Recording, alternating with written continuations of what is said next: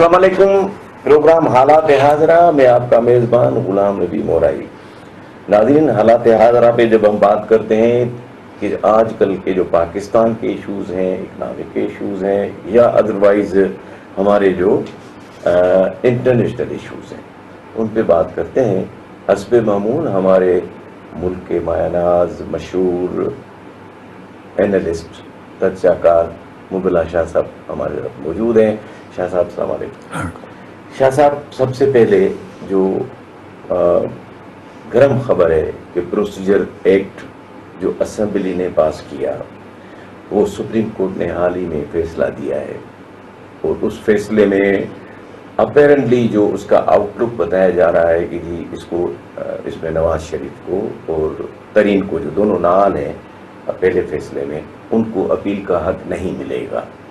Apparently جو بات ہو رہی ہے، مگر انڈر لائن اس کا امپیکٹ کیا ہوگا، کیا معاملات آپ سمجھ رہے ہیں کہ اس کے پاکستان پہ کیا اثر پڑیں گے، پولیٹیکل سینیروں پہ کیا اثر پڑے گا؟ تب آج کل یہی آپ نے جس طرح کہا کہ ایک اہم ایشو تھا بھی اور ابھی بھی رہا ہے، اور اس کنٹیکسٹ میں بھی کہ دوسری سائڈ سے ایک تو یہ ایک قانونی اور آئینی مسئلہ ہے. اس کو خاص طور پہ سپریم کورٹ نے چیف جسٹس صاحب نے بڑی اہمیت دی تھی، اوپن کورٹ کیا. تو یہ اسی لیے لوگ جاننا چاہتے ہیں کہ اس میں یہ جو فیصلہ آیا ہے پروسیجر ایکٹ کے سلسلے میں، اس میں کیا کیا ایسے انڈر لائن، جس طرح میں نے کہا، چھپے ہوئے معاملات ہیں جس میں کہ سیاسی اثرات مرتب ہو سکتے ہیں.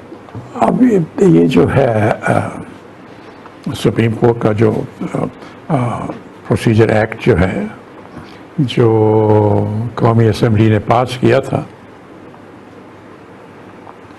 یہ قومی اسمبلی نے پاس کیا میرے خیال میں 29 مارچ 2023 کو. اس سے پہلے 1 مارچ کو، شاید 1 مارچ 2023 کو سپریم کورٹ کا فیصلہ آیا کہ 90 دن میں آپ کو آئین کی مناسبت سے آئین کا حکم ہے کہ 90 دن میں آپ کو الیکشنز کرانے ہیں، پنجاب کے اور پنجاب اور کے پی کے.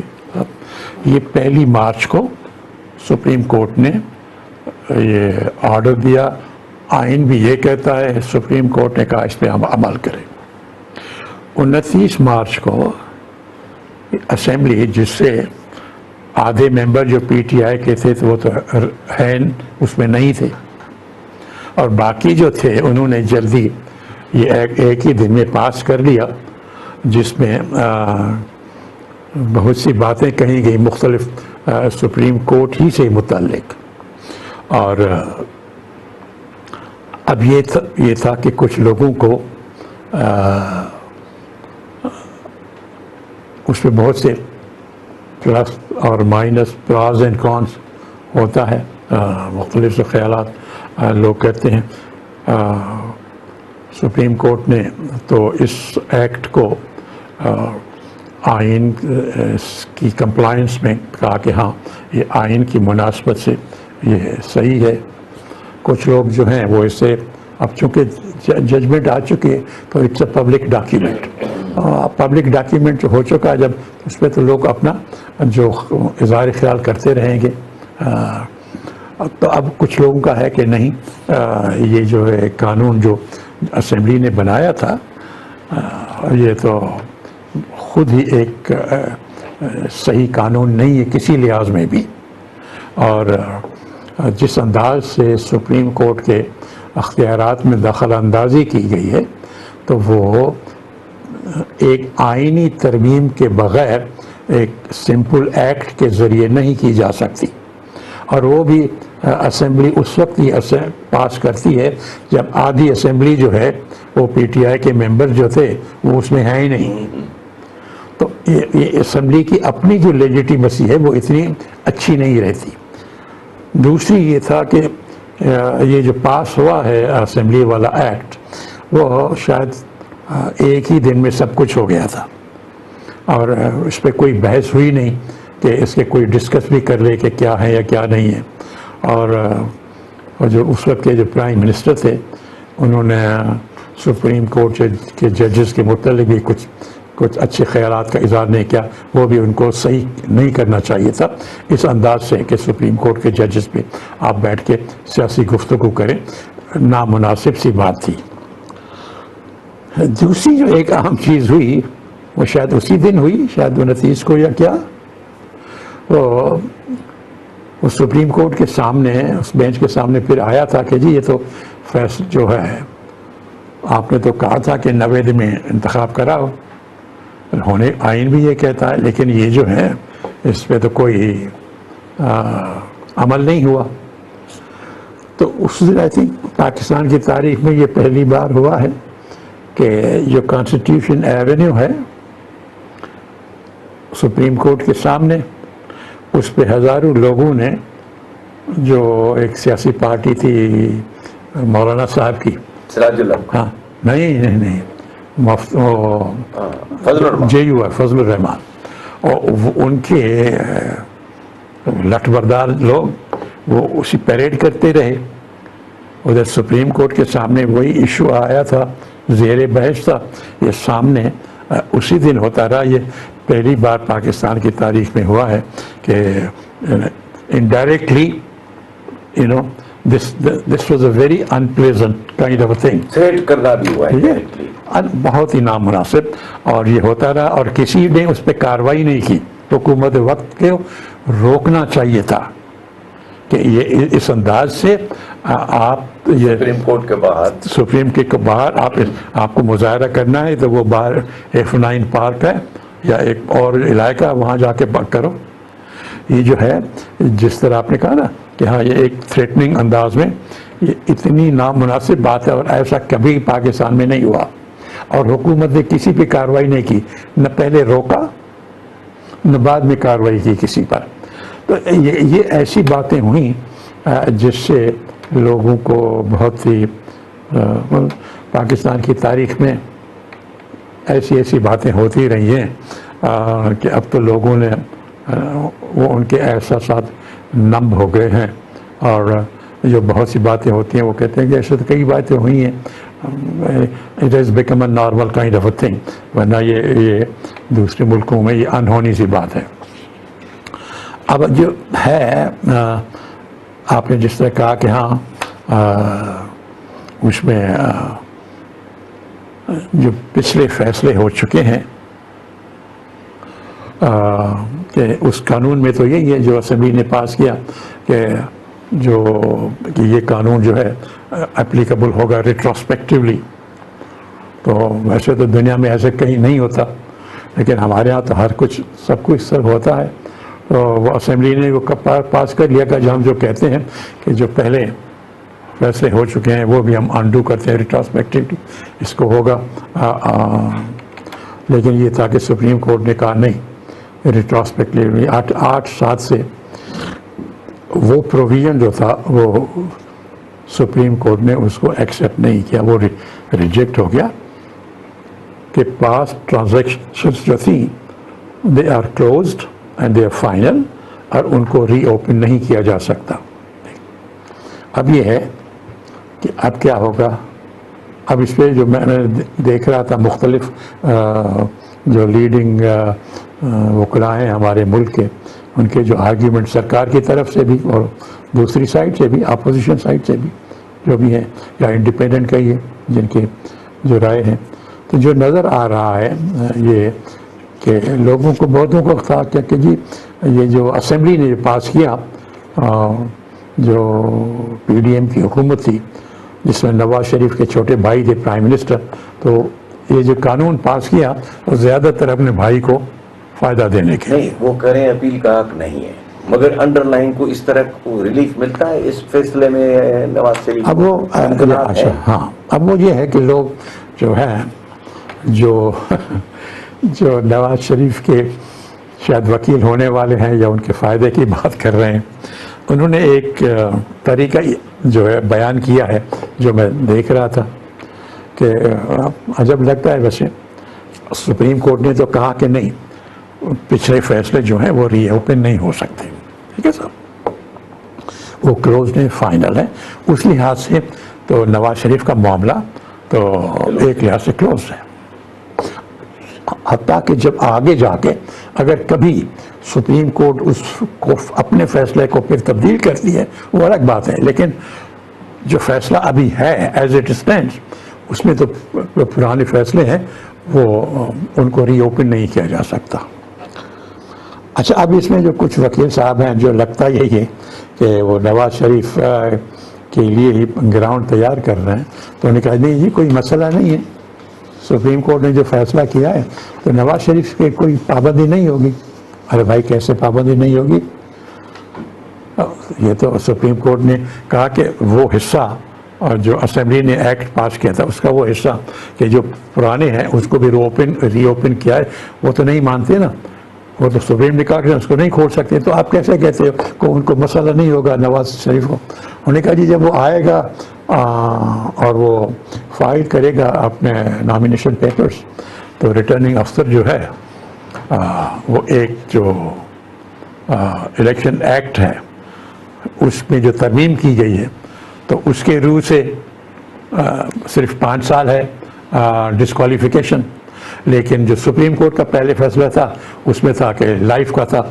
اب سپریم کورٹ نے ابھی اس فیصلے میں وہ جو الیکشن ایکٹ کی ترمیم تھی 5 سال کرنے کی وہ تو انہوں نے ایکسیپٹ نہیں کی, تو اس کا مطلب پرانا فیصلہ جو ہے لائف ڈسکوالیفیکیشن کا وہ بحال ہے. لیکن اب آتا ہے ریٹرننگ افسر پہ, تو کچھ وکیل صاحب ہیں وہ لگتا ہے کہ نواز کی وکالت کریں گے. انہوں نے کہا جی وہ اگر وہ ریٹرننگ افسر ہے وہ اگر کہے کہ یہ جو الیکشن ایکٹ ہے 5 سال کا تو 5 سال تو گزر گئے تو میں تو ان کو ایکسیپٹ کر لیتا ہوں. اور بھائی سپریم کورٹ کی جو ہے فیصلہ, پہلے سپریم کورٹ نے کہا کہ لائف کو ڈسکوالیفیکیشن ہے, یہ سپریم کورٹ بھی کہتی ہے کہ پرانا فیصلہ جو ہے جو اس کو آپ ری اوپن نہیں کر سکتے, اور یہ 5 سال کی مدت جو ہے ایکسیپٹیبل نہیں ہے. سپریم کورٹ نے کہا یہ غلط ہے, تو وہ سپریم کورٹ کا فیصلہ بھی بحال ہے تو پھر کیسے؟ تو انہوں نے کہا نہیں یہ وہ ریٹرننگ افسر الیکشن کمیشن جس ریٹرننگ افسر کو رکھے گا وہ اس کی اپنی مرضی ہے, پھر وہ ریٹرننگ افسر کی مرضی ہے. اب تو وہ اگر قبول کر لے گا تو قبول ہو گئے, پھر آپ جا کے اپیل کریں ہائی کورٹ میں, سپریم کورٹ میں اپیل کرتے رہیں. تو بھائی یہاں تو سب کچھ ہو سکتا ہے میرے بھائی. تو یہ ابھی سے لوگ تیار کر رہے ہیں کہ بھائی سپریم کورٹ کے فیصلے کے باوجود کوئی راستہ لوگ نکال رہے ہیں. تو بھائی دیکھتے ہیں کہ کیا ہوتا ہے. عام لوگوں کی سمجھ میں تو یہی ہے کہ ہاں سپریم کورٹ کا پہلا فیصلہ اور جو ابھی جو ہوا ہے جس میں یہ الیکشن ایکٹ کی ترمیم 5 سال والی انہوں نے اس کو ایکسیپٹ نہیں کیا. اس لحاظ سے تو پرانے ٹرانزیکشنز جو ڈسکوالیفائی ہو چکے فار لائف وہ تو ڈسکوالیفائی رہیں گے, لیکن پاکستان میں کوئی چیز فائنل ہوتی نہیں ہے. اب دیکھیں گے کہ اگلے دنوں میں کیا ہوتا ہے. ناظرین ملتے ہیں وقفے کے بعد.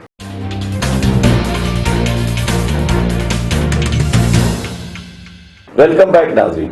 شاہ صاحب, سندھ کی جب بات ہوتی ہے تو سندھ کی زمینوں کی بندربات آج سے نہیں پاکستان بننے سے ہے. کئی اداروں کو, کئی انڈیویجولز کو زمینیں دی گئی ہیں, کچا لینڈز ہیں, فارسٹ لینڈز ہیں. پھر ہمارا بحریہ ٹاؤن کو لاکھوں ایکڑ زمین دی گئی ہے, پھر ڈی ایچ اے کو زمینیں دی گئی ہیں. پھر ہمارا جو ابھی پتہ پڑا ہے کہ بحریہ ٹاؤن یا گو کھیتر نیشنل پارک کی کچھ زمین پہ بھی قبضہ کر لیا ہے. تو ہمارا جو سندھ کی مالکی کس کے پاس ہے؟ سندھ کی مالکی تو کہیں نظر نہیں آتی. سندھ کے لوگ خود بھی لوٹتے ہیں سندھ کو, سندھ کی زمینوں کو, سندھ کو. اور ابھی حال ہی میں پتہ پڑا ہے کہ جی وہ اس ایپیکس کمیٹی میں عالمی چیف آئے تھے کہ 35,000 ایکڑ زمین انہوں نے سندھ گورنمنٹ نے آئیڈینٹیفائی کی ہے دینے کے لیے. کس کو دینے کے لیے اس کے بھی اسکیم سامنے نہیں آئی ہے. مگر بات یہ ہے کہ وہاں پانی کی بات کی گئی, پانی نہیں ہے تو اس پہ کہا گیا کہ جی پانی کی پرواہ نہ کریں, ہم لے آئیں گے. وہ تو بڑی اچھی بات ہے, پانی لے آئیں, کہاں سے لے آئیں گے, کیسے لے آئیں گے, وہ ایسا سوال ہے. ایک زمانہ تھا سندھ 92 تک سندھ زیادہ شوگر کین پیدا کرتا تھا اور شوگر پیدا کرتا تھا. سندھ کو ایک ایڈوانٹیج ہے کہ اس کی ریکوری بھی زیادہ ہے پاکستان کے باقی حصوں سے, اور اس کی ییلڈ بھی زیادہ ہے پاکستان کے باقی حصوں سے. مگر وہ کس کی؟ ٹھٹا سجاول بدین ڈسٹرکٹس کی. اگر یاد ہو تو ان چیزوں کو دیکھتے ہوئے پہلی جو آرمی ویلفیئر شوگر مل بنی تھی، ٹرسٹ کے تحت شوگر مل بنی تھی، وہ ٹنڈو خان میں بنی تھی، ایوب خان کے زمانے میں. چونکہ پانی تھا سندھ میں، وہی زمینی سب فرٹائل تھی، اور یہاں پر ہیلڈ جو جس طرح میں نے کہا اور دونوں ریکوری دونوں زیادہ ہوتی ہیں. اب وہ پانی ختم ہو گیا. اب اس بار یہ بھی پانی کا معاملہ ہے کہ جی 35,000 ایکڑ زمین تو ہم دے رہے ہیں، فیڈرل گورنمنٹ لے رہی ہے، آرمی لے رہی ہے، جو بھی لے رہی ہے، مگر پانی کہاں سے گا جی پانی ہم لے آئیں گے. بات یہ ہے کہ سندھ کو اپنے بھی لوٹے، ہمارے پولیٹیکل لیڈرشپ ہے، بیوروکریسی ہے، جس کو بھی موقع ملا ہے یہ کیا ہے، اور بڑے ٹائکون بزنس ٹائکون بھی لوٹے. تو آفٹر آل یہ جس طرح فلسطین ہے، ہم نے فلسطین کی بات جب کریں گے ڈیفینیٹلی، تو فلسطین بھی کتنا بڑا تھا پہلے اور پھر کتنا چھوٹا ہو گیا پہلے. تو یہ بھی آکیوپیشن ہے نا، جو طاقتور آکیوپائی کرتا ہے لوکلز کی زمین، وہ یہ ایکچولی غریب لوگوں کی زمینیں ہیں. تو اس پہ آپ کے تاثرات چاہیے. کچھ میں زیادہ بات نہیں بول گیا، کچھ میں زیادہ تو نہیں بول گیا. بات یہ ہے، آپ نے پہلے اس بات کو لوں گا کہ Sindh was the best sugar growing area in Pakistan, سارے ملک میں سب سے زیادہ. اور بالکل آپ کی صحیح، کیونکہ اس زمانے میں ایک وقت میں میں نے بھی اس ایشو کو تفصیل سے دیکھا تھا. سندھ میں بلکہ یہ اسٹیٹسٹکس ہیں سے 92 تک ہم زیادہ چینی پیدا کرتے تھے، کیونکہ ٹھٹا ڈسٹرکٹ، سجاول ڈسٹرکٹ اور بدین ڈسٹرکٹ میں شوگر کین ہوتا تھا. سب وہ ابھی بھی ہوگا. وجہ یہ ہے کہ یہ جو علاقے ہیں نا، ٹھٹا ہے، بدین ہے، یہ جو علاقے ہیں ان میں ہوا میں ہیومیڈیٹی ہے زیادہ، ٹھیک ہے صاحب. اس کی وجہ سے یہاں پہ جو کین پیدا ہوگا شوگر کین، اس کی جو سوکروز کنٹینٹ ہے، سویٹنس جو اس میں مٹھاس ہے، وہ 11% ہے. یہ میں نے بھی کسی زمانے میں کافی تحقیق کی تھی اس پہ. اور جو باقی پاکستان کے علاقے ہیں اس میں میکسیمم ہے 9%. تو سندھ کے علاقوں میں جو شوگر کین پیدا ہوگا وہ 11% مٹھاس ہے، باہر دوسرے علاقوں میں 9% مٹھاس ہے. میں کریکٹ کروں اپنے استاد کو، 11+ ہے. ہاں ٹھیک ہے. تو مطلب ویری کلیئرلی ڈسپائٹ ٹیکس چوری ہوتی ہے، چینی دکھائی نہیں جاتی، اس کے بعد بھی 11 پوائنٹ سم تھنگ ہے. سب شوگر کین آپ کا بنیادی اس میں یہاں پہ مطلب قدرتی طور پر اس علاقے کو فائدہ ہے. ہونا یہ چاہیے تھا کہ جو جہاں پہ نیچر ایڈوانٹیج دیتی ہے تو اس علاقے کو آپ شوگر کین کے لیے رکھیں، نہ کہ جو اب کنٹری ہے جہاں پہ اتنی شوگر مل سیاسی طور پر بن گئی ہیں ایک لحاظ سے، جو انیفیشنٹ ہیں اکنامیکلی، اور وہ کاٹن گروئنگ ایریاز جو ہیں ان کو ختم کر کے وہاں پہ شوگر کین لگایا جا رہا ہے. تو ڈبل نقصان ہو رہا ہے اس ملک کا. لیکن وہ سیاست کی نظر ہو چکی ہے سیاست. ابھی بھی آپ شوگر کین یہاں پہ لگائیں لوور سندھ میں تو آپ کا جو ہے پروڈکشن بھی زیادہ ہوگی اور اس میں سویٹنس بھی زیادہ ہوگی. ہماری تو ساری شوگر انڈسٹری وہ تو سیاسی انڈسٹری ہے. لوگ بھٹو صاحب کی نیشنلائزیشن کے خلاف بولتے ہیں، لیکن حقیقت میں اگر نیشنلائزیشن آج ہونی چاہیے نا، صحیح ہو، تو یہ جتنی شوگر انڈسٹری ہے پاکستان کی اس کو قومی ملکیت میں لے لیں. اس سے عوام کا بھی بھلا ہوگا، شوگر کین گروورز کا بھی بھلا ہوگا، قوم کا بھی بھلا ہوگا. زمین سندھ کی آپ نے کہا نا کہ صاحب سندھ کی زمینوں کی بندر بانٹ 1947 سے شروع ہے. بات یہ ہے کہ ہمارے 1954 میں غلام محمد براج جو کوٹلی بیراج بنا نا، 100% آپ نے سندھ کا پیسہ تھا جو اس میں گیا، سارا پیسہ. لیکن جب زمین بانٹی گئی تو وہ ایگریکلچر ڈیولپمنٹ کارپوریشن تھی، ADC جو تھا، اس نے زمینیں اپنے لوگوں کو دے دی، بہت سی زمینیں دوسروں کو چلی گئی. گڈو بیراج بنا، اس سے بھی لاکھوں ایکڑ آباد ہوئے. اس میں بھی جو ہے پاکستان میں یہ سیٹلر کولونلزم جو ہے وہ سندھ میں خاص طور پر زیادہ رہا ہے، اور یہ بدقسمتی رہی ہے سندھ کی. اور یہ بھی ہے کہ سندھ کے لوگ اور اس کے نمائندے سندھ کے حقوق کو اس کو پروٹیکٹ نہیں کرتے، اس کے لیے آواز نہیں اٹھاتے کہ بھائی یہ وہ پانی جو ہے 91 کا ایکارڈ ہے نا کہ کوٹی بیراج سے ڈاؤن اسٹریم اتنا آپ نے پانی کی شکایت کی نا کہ کمی ہے، تو وہ جو 91 کا ایگریمنٹ ہے کہ کوٹی بیراج ڈاؤن اسٹریم اتنا پانی آئے گا تاکہ یہ جو نیچے کی جو زمینیں ہیں ٹھٹے اور بدین کی، یہ سمندر کے سالٹی پانی جو ہے اس سے ضائع نہ ہوتی جائے. اب لاکھوں ایکڑ ضائع ہوتی رہی ہیں، پانی کم آتا ہے. آج تک 91 اکارڈ پہ عمل نہیں ہوا. ٹھیک ہے، آپ سو زمینیں آپ کی جا رہی ہیں، پانی آپ کو جو ایگریمنٹ ہے وہ آپ کو نہیں مل رہا ہے. اب جو ہے آپ جس انداز سے بھی دیکھیں سندھ ہر لحاظ سے لوز کرتا جا رہا ہے. اب اس کی کوئی مالکی، آپ نے کہا مالکی کرنے والا کوئی نہیں ہے، لوٹنے والے بہت ہیں. اس کے ساتھ ساتھ اب بات کریں گے سندھ پہ. سندھ میں جو بدامنی ہے، شکارپور ڈسٹرکٹ میں ایک پولیس اسٹیشن پہ چھاپا مارا، ڈاکوؤں نے ڈاکہ مارا، SHO سمیت 3-4 پولیس والوں کو لے کے چلے گئے. اب یہ حالت ہے ہمارے سندھ کے لا اینڈ آرڈر کی. اس ایپیکس کمیٹی میں بائی وے اس پہ بڑی مذمت کی گئی سندھ پولیس کی، حالانکہ ابھی رینجرز بھی گئی ہے ادھر، اب پھر بھی یہ صورتحال ہے. ابھی آپ دیکھیں دونوں باتیں ہیں ایک لحاظ سے، اور یہ تاریخی طور پر بھی دیکھیں چور ڈاکو ان کی بہتات ہونا یا پتھاری دار جو ان کو پروٹیکٹ کرتے ہیں، یہ سندھی معاشرے کی ایک بہت بڑی خامی رہی ہے، بہت لوگوں کو پتہ ہے. دوسری طرح یہ بھی خامی رہی ہے کہ جو سندھ کی پولیس ہے وہ عوام کی بہتری کے لیے، ان کی خدمت کے لیے کمی ہے. لوگوں میں کوئی احساس نہیں ہے کہ یہ پولیس ہمارے لیے بہتری کا کام کرے گی. پولیس جو ہے وہ ایک سمبل بن گئی ہے کہ لوگوں کو ڈرانے دھمکانے، اور پھر وہ سیاسی ہتھیار بن گئی ہے سیاستدانوں کے ہاتھ میں یا حکمرانوں کے ہاتھ میں. جو بھی حکمران ہو جس طرح چاہیے وہ ان کی بجا آوری کرتے ہیں، قانون وانون کی یا قواعد کی کوئی اہمیت نہیں ہوتی. یہ دونوں طرف سے ہے. لوگوں میں یہ احساس ہے کہ حکومت کی مشینری جو ہے وہ ہمیں مدد کرنے کے لیے، ہمیں پروٹیکٹ کرنے کے لیے نہیں ہے، ہم پر زیادتی کرنے کے لیے ہے.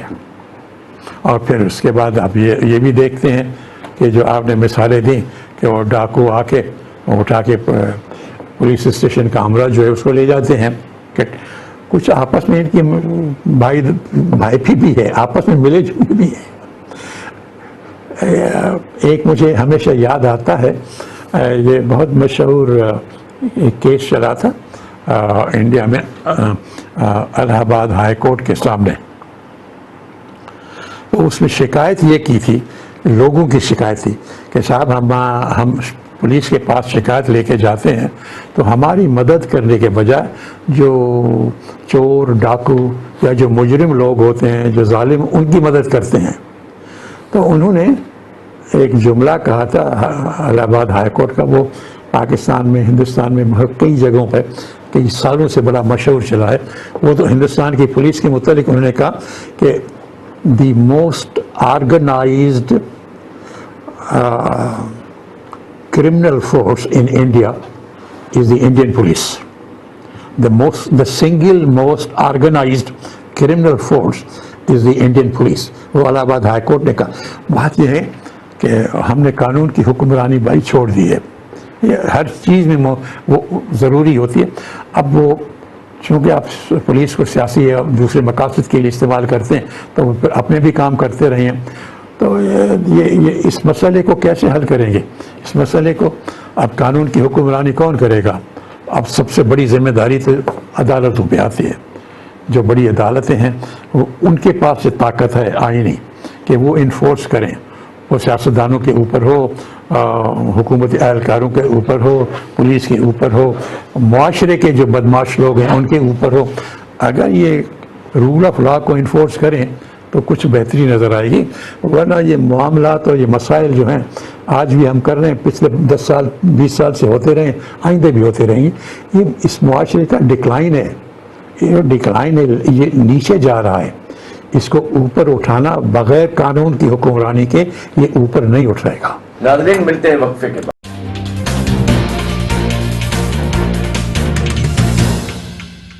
ویلکم بیک ناظرین.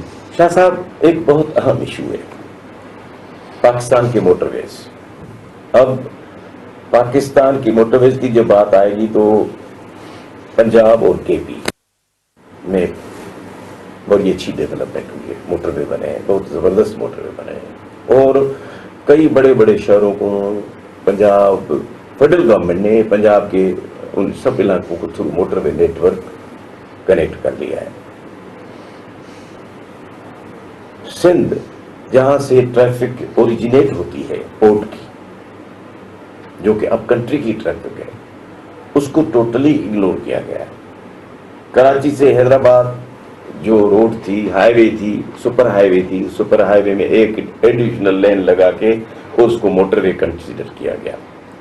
نہ وہ اسٹینڈرڈ ہے موٹر وے کا، نہ پیمنٹ کا وہ اسٹینڈرڈ ہے.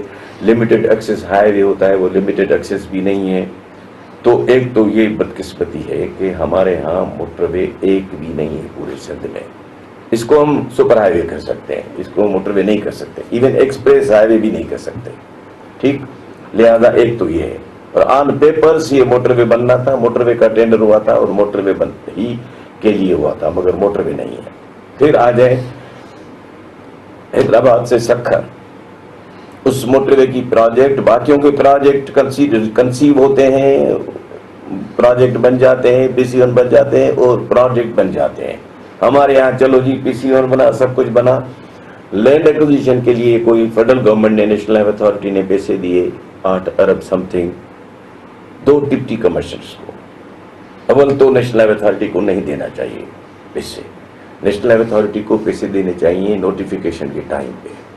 غلطی تو ان کی تھی، کیونکہ میں بھی نیشنل ہائی وے اتھارٹی کا جی ایم رہا ہوں. میں نے ایسے پیسے نہیں دیے، نہ لیے.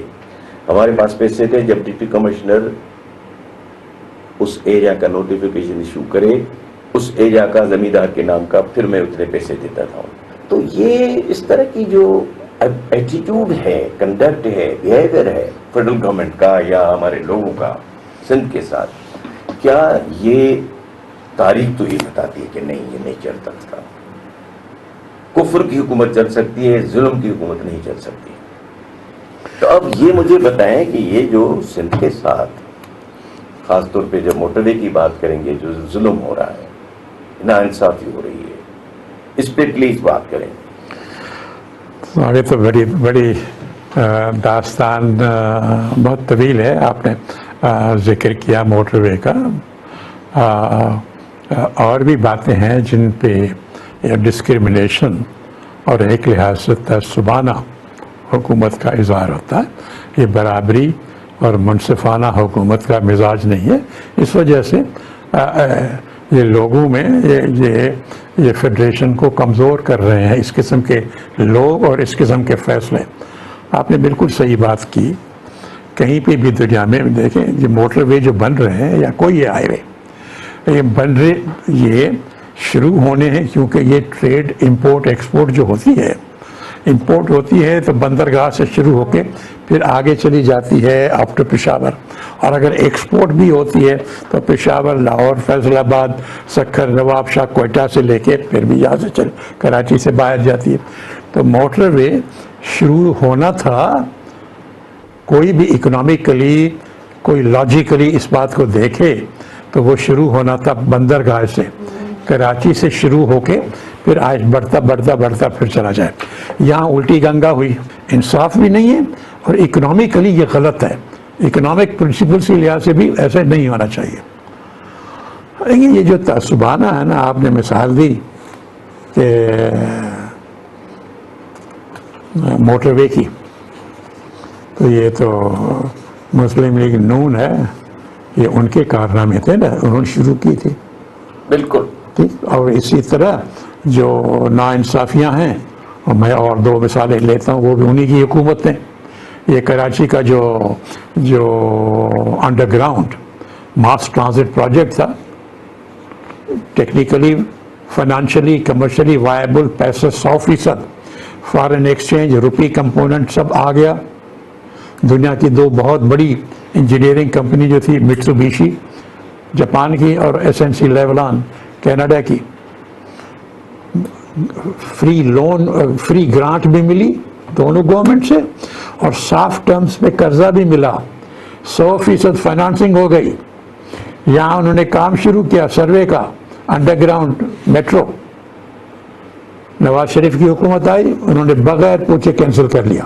یہاں کیٹی بندر کا پروجیکٹ اور 5200 میگا واٹ کا کول پاور پروجیکٹ، جس پہ 2.5 سینٹس پہ بجلی پیدا ہو رہی تھی، آج 20-22 سینٹ پہ لوگ خرچ کریں، 10 ٹائمز 10 گنا زیادہ دے رہے ہیں.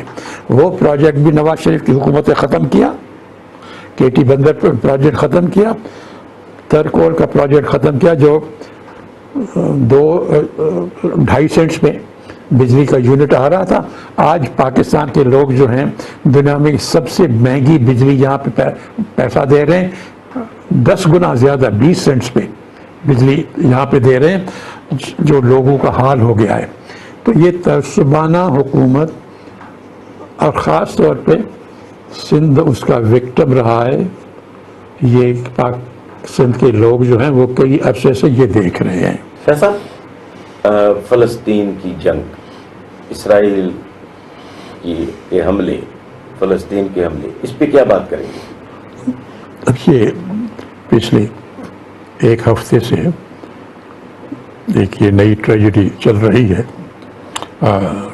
کوئی ہزاروں لوگ مر گئے ہیں، اور ابھی اور بہت بڑی تباہی آنے والی ہے لوگوں کی جانوں کی اور ملکیت کی. اب یہ جو زیادہ تر نقصان دیکھ رہے ہیں وہ تو عربوں کا، فلسطینیوں کا ہو رہا ہے. اور اسرائیل بہت بڑی طاقت ہے، اپنی طاقت کا وہ پورا مظاہرہ کر رہا ہے. اب وہ اوپر سے بمباری ہو رہی ہے، اور نیچے اب انہوں نے ٹینکس جمع کیے ہوئے ہیں تاکہ گراؤنڈ آپریشن شروع کریں گے. اور ابھی بھی بلڈنگز اوپر سے تباہ ہو رہی ہیں، اوپر سے بامبنگ ہو رہی ہے اور بلڈنگ تباہ ہو رہی ہے. کئی لوگ مر گئے ہیں، عورتیں بھی وہ، اور ان کو پھر کہا کہ نکلو یہاں سے. نارتھ غازہ کی پٹی جو ہے وہ پہلے ہی محدود ہے، وہ نکلو وہاں سے. اور اب یہ ناممکن ہے ان کے لیے نکلنا، کیونکہ بیمار لوگ ہیں، بچے ہیں، عورتیں ہیں، کہاں جائیں گے اپنے گھر بار چھوڑ کے؟ ایک تو کہیں مر جائیں گے. یونائٹڈ نیشنز نے کہا کہ یہ تو بالکل ایسے ہی ہے جس طرح آپ ان کو ڈیتھ سینٹینس دے رہے ہو. اگر آپ ان کو 24 گھنٹے میں 11 لوگ نکل جاؤ یہاں سے، کیسے نکلیں گے؟ کہاں سے جائیں گے؟ کہاں جائیں گے؟ کہاں کوئی رہنے؟ سب سے بدقسمتی یہ ہے کہ امریکہ بگ پاور وہ سپورٹ کر رہا ہے، اور بدقسمتی یہ ہے کہ عرب اس کو کوئی فلسطین کی سپورٹ نہیں کر رہا. یہ بات ہے، OIC کا کوئی مقصد نہیں ہے. ہاں، یہی بات ہے کہ اب امریکہ نے بڑا آرمڈا وہ اپنا ایئر کرافٹ کیریئر بھیج دیا ہے، اور جنگی جہاز بھیج دیے، ایمیونیشن، آرمامنٹس، اور اپنے اسپیشل آپریشنز کے لوگ بھی بھیج دیے ہیں اس میں اسرائیل کے پاس، تاکہ وہ پلاننگ میں اسرائیل کی مدد کریں. سو ایک لحاظ سے پوری طور پر امریکہ سوائے directly boots of the ground باقی شامل ہے اس قسم کی جو ہو رہا ہے. اور میں دیکھ رہا تھا اس کی جو ان کے فارن سیکرٹری ہیں بلنکن صاحب، ان کی تقریریں جو 3-4 عرب ملکوں میں گھوم رہے ہیں، وہ کھلی طور پر بالکل اسرائیل جو چاہے وہ کر لے حماس کے خلاف. تو تباہی آئے گی، لوگ مریں گے. اور یہ ہے کہ سارا یورپ اور سارا امریکہ اسرائیل کے پیچھے سپورٹ کر رہا ہے، لیکن فلسطینیوں کو اور غزہ کے لوگوں کو کوئی سپورٹ کہیں سے نہیں آ رہی ہے، مسلمان بھی نہیں کر رہا ہے، نہ عرب لیگ کر رہی ہے، کلامی بھی نہیں کر رہے ہیں. عرب لیگ کی نہیں کر رہی ہے، اور او آئی سی نے ان کی تو میٹنگ بھی نہیں ہوئی ہے. او آئی سی نے اتنی ہمت نہیں ہے کہ او آئی سی میٹنگ کرے. عرب لیگ نے میٹنگ کی ہے اور وہ بات یہ کر رہے ہیں کہ حتیٰ ہیومنیٹیرین ایڈ جو ہے، انسانی مدد، پانی، خوراک، دوائیں، وہ ہم کس طرح بھیجیں. لیکن یہ کہ جو اصلی مسئلہ ہے کہ بھائی غاصب حکومت ہے، غاصب ان کی لوگوں کی جو پراپرٹی، جو زمینیں صدیوں سے ہیں، وہ لے کے جا رہے ہیں. ایک کولونیلزم جو ہے، سیٹلر کولونیلزم جس کو کہتے ہیں، کہ اس سے ان کو داد رسی دلانا، انصاف دلانا، اس کی کوئی بات نہیں کر رہا ہے دنیا میں. اور اسرائیل کے اوپر وہ اسرائیل تو کہہ رہا ہے، خاص امریکہ کے بھی، کہ اب کے بعد حماس کو اتنا ختم کر دیں گے کہ تاکہ اس کا وجود ہی نہیں رہے، اور اس دوران جتنے بھی لوگ مارے جائیں اس کی کوئی پرواہ نہیں. جو بلڈنگز یہ وہ جو تباہی ہے، تو ابھی تو بہت بڑی تباہی آنے والی ہے. افسوس والی یہی بات ہے جو آپ کہہ رہے ہیں نا، کہ جو عرب ممالک ہیں یا جو مسلم ممالک ہیں، ان میں سے کسی کو ہمت نہیں ہوئی کہ کوئی دو لفظ بولے کہ یہ زیادتی جو ہے اس کے جو اسباب ہیں. رشیا نے کہا ہے، رشیا نے مذمت کی ہے، رشیا نے مذمت کی ہے، بالکل صحیح ہے. پاکستان نہیں، ہمارے اسلامی ملکوں نے تو مذمت بھی نہیں کی ہے. ٹھیک ہے. تو وہ آپ دیکھیں کہ نظر آ رہا ہے نا کہ یہ ممالک جو ہیں، ان کے حکمران جو ہیں وہ حکومت کر رہے ہیں امریکہ کی منظوری پر. یہ الیکٹڈ حکومتیں تو ہیں نہیں بھائی، غلام حکومتیں. یہ جتنے آپ عرب ممالک کے جو الف بے تے نام لے کے، یا جو نان عرب ممالک ہیں مسلمانوں کے، زیادہ تر وہ ہیں جو ان الیکٹڈ ہیں. تو جو ان الیکٹڈ ہے ان کو کا جو اوپر ہے امریکہ، ان کی مرضی سے چلے گئے نا، کہ عوام کی مرضی کا تو دخل نہیں ہے. تو امریکہ نہیں چاہتا، اور یہ بھی اپنی نوکری بچانے کے لیے وہی کر رہے ہیں جو امریکہ کہہ رہا ہے. ناظرین، پروگرام اختتام پذیر ہوا. خدا حافظ.